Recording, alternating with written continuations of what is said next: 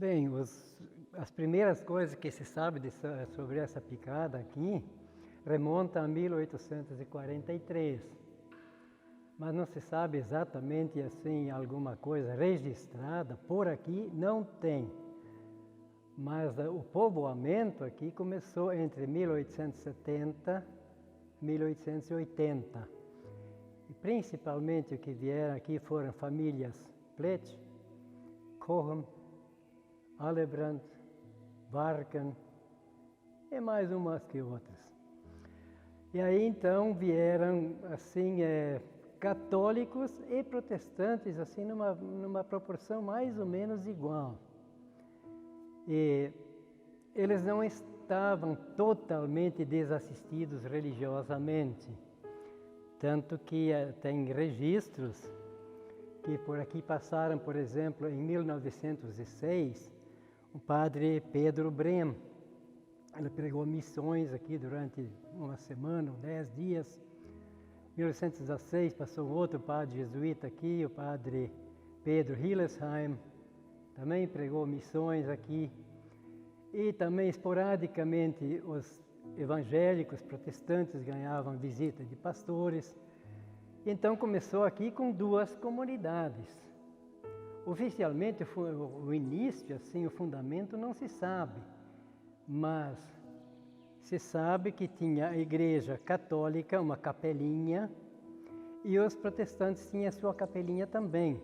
Dom João Becker, que era o arcebispo da época, ele veio de trem até Maratá, e de lá ele veio a cavalo até Santa Manuela.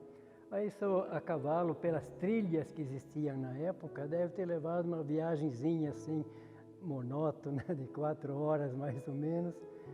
E ele chegou aqui para fundar aqui uma nova paróquia. Muita gente hoje em dia se questiona por que essa igreja é tão grande. Essa igreja é tão grande porque era para ser a sede da paróquia.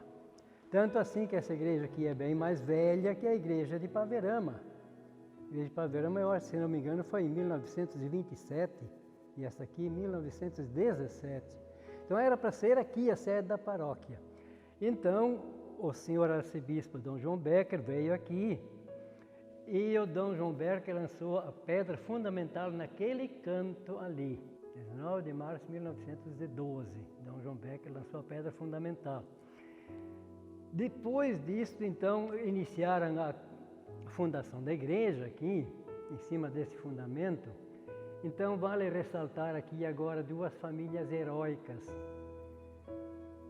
Heróicas por quê? Porque fizeram uma promessa quando foi feito aqui, lançada a pedra fundamental, na hora de começar. Um cidadão daqui, para início de conversa, eram só 14 famílias na época. Então um pai de família se comprometeu, olha, essa igreja eu vou construir sozinho. E o outro levantou, e eu vou puxar todas as pedras sozinho. Pois os 2 cumpriram a sua palavra. As pedras vieram lá quase de Bela Vista, a pedreira ainda existe. Se quiserem um dia lá visitar, está lá, foi abandonada, mas as pedras da igreja vieram de lá. E olha a espessura, as pedras foram todas colocadas ao comprido. Nenhuma foi assim empilhada simplesmente, não, a capricho. Resultado, o homem empreitou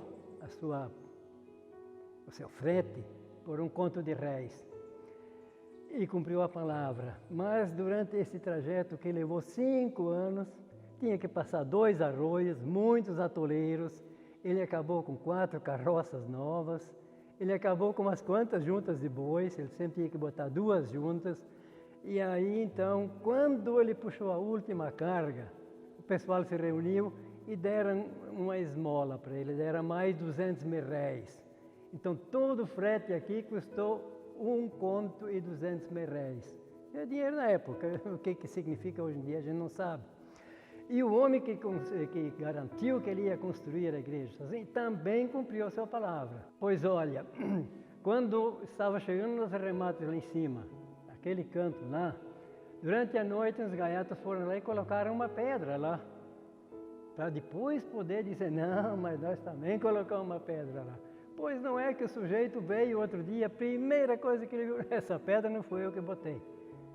deu-lhe um empurrão, largou lá embaixo, desceu e subiu a mesma pedra e botou no mesmo lugar. Mas foi ele que colocou, não foi aqueles outros gaiatos.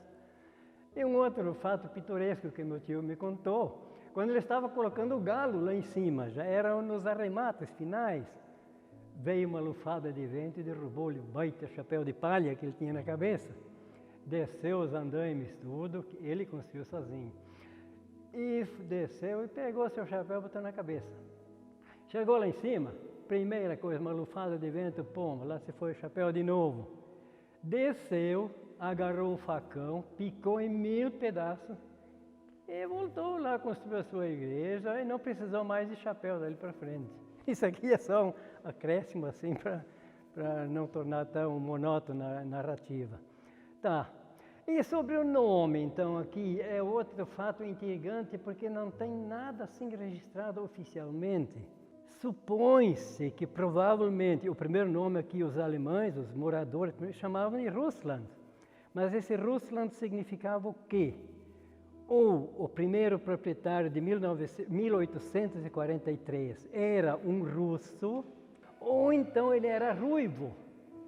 Era um Rotkopf, uma das duas coisas aconteceu. Então chamavam em alemão de Russland e a mulher dele chamava-se Manuela. Mas deve ter sido uma pessoa muito boa.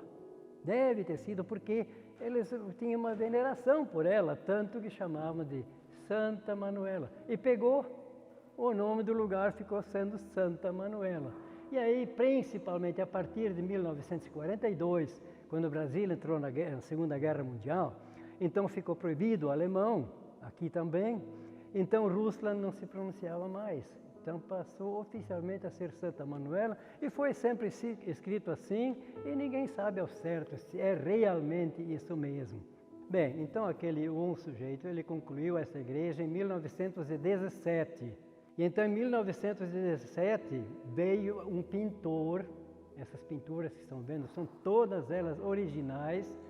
Um pintor era um irmão marista e era argentino, não era brasileiro. E de lá então ele vinha esporadicamente aí de trem até Maratá. Lá tinham que recebê-lo em comitiva de carroça, porque ele trazia tudo em latinhas e em pacotes e preparava suas tintas aqui.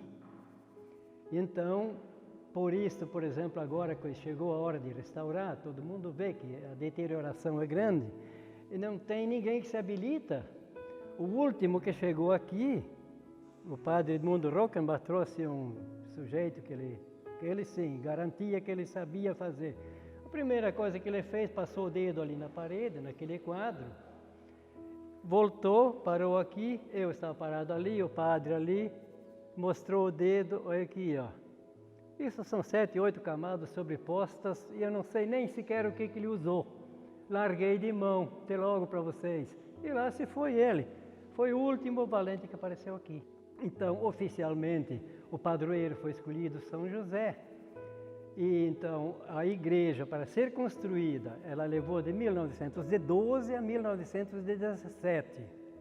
E assim que ela ficou pronta, então veio esse pintor, um irmão jesuíta argentino, ele levou de 1917, quando a igreja foi concluída, até 1925. Tudo que temos de registro, ele deixou gravado ali em cima. Ali em cima ele deixou escrito então 1925, dá para ver até hoje. É o que temos de registro e oficialmente o encerramento da pintura aqui. Então a igreja foi inaugurada dia 19 de março de 1919 e oficialmente era para ser a sede da paróquia. Mas aí o Dom João Becker, ao invés de vir por Maratá, Broxir, Chapadão, ele veio pelo outro lado. E quando chegou no lugar chamado Arroio Grande, viu que ali uma vasta extensão, tudo planície, tinha mais condições de se expandir do que Santa Manuela, que fica no meio dos morros. E aí ele mudou de ideia e resolveu que a paróquia seria Arroio Grande, hoje Paverama. Por essa razão, então, a igreja tem esse tamanho, 14 famílias apenas, mas fizeram uma igreja grande porque era para ser a sede da paróquia. Essas bolas que vocês veem ali, essas faixas que os anjos estão segurando, esses dois livros abertos que tem nos lados aqui, isso eram inscrições em alemão, tudo salmos e provérbios, mas tudo escrito em alemão. E quando em 1942 o Getúlio resolveu participar da Segunda Guerra Mundial, proibiu alemão, italiano aqui pelo Brasil, e com isso mandaram os jagunços aqui, jagunços sim, porque não eram realmente gente habilitada para o cargo, aí riscaram tudo, então ficou como está agora. E isso aí tentou-se apagar e não houve jeito também. Tem uma frase ainda que ficou ali em cima, que é em alemão, mas aí mentira. E aí disseram que era latim. Vorüber, dort vorüber, wird meine Seele ziehen. Lá nas alturas minha alma pairará. Essa é a tradução em alemão. E lá em cima tem um livro aberto, que representando a ressurreição, o livro aberto da vida de cada um. Está escrito lá, Buch des Lebens, isso em alemão. Lá eles não conseguiram alcançar, então por isso aceitaram que fosse alemão, mas ninguém vê, então pode deixar.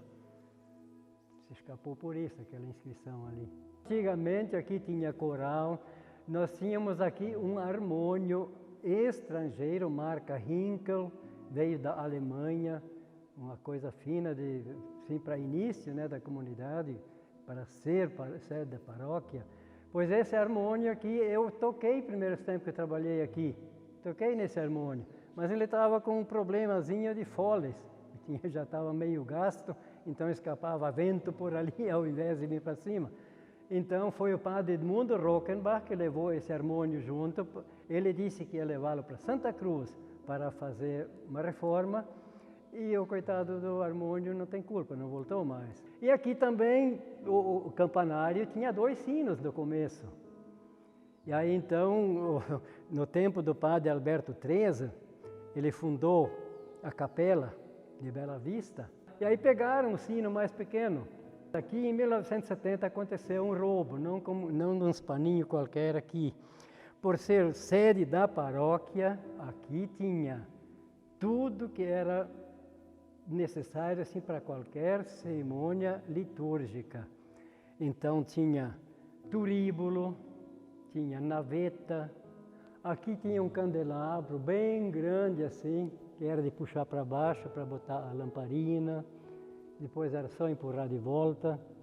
Era tudo de prata, prata pura. Em 1970, numa festa de igreja, que tudo que era de prata foi roubado. Só pegaram o que era prata de verdade. Turíbulo, a naveta, esse candelabro, isso aí era prata pura e se foi.